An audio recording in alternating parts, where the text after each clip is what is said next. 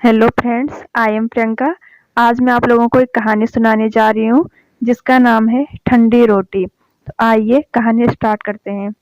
एक लड़का था। माँ ने उसका विवाह कर दिया, परंतु वह कुछ कमाता नहीं था।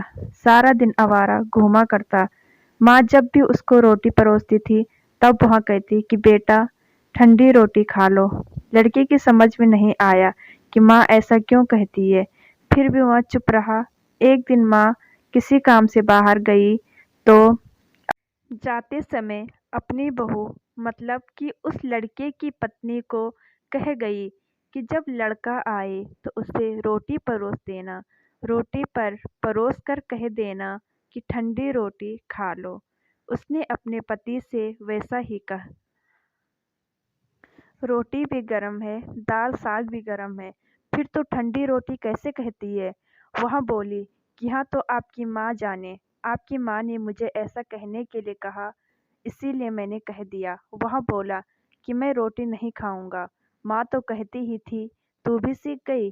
माँ घर आई तो उससे बहू से पूछा कि क्या लड़के ने भोजन कर लिया। वह बोली कि उन्होंने तो भोजन किया ही नहीं।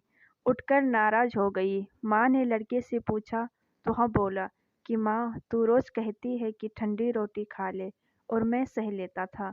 अब यह भी कहना सीख गई। रोटी तो गर्म होती है, तू बता कि रोटी ठंडी कैसी है। माँ ने पूछा कि ठंडी रोटी किसको कहते हैं। वह बोला कि सुबह की रोटी बनाई हुई रोटी शाम को ठंडी होती है।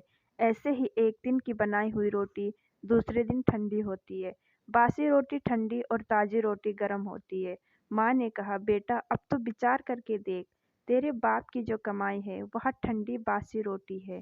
गर्म ताज़ी रोटी तब होगी जब तू मेहनत करके खुद कमा कर लाएगा। लड़का माँ की बातों का अर्थ समझ गया और माँ से बोला कि अब मैं खुद कमा लूँगा और गर्म रोटी खा लूँगा। धन्यवाद। अगर मेरी कहानी अच्छी लगी हो तो मेरे चैनल को सब्सक्राइब कीजिए।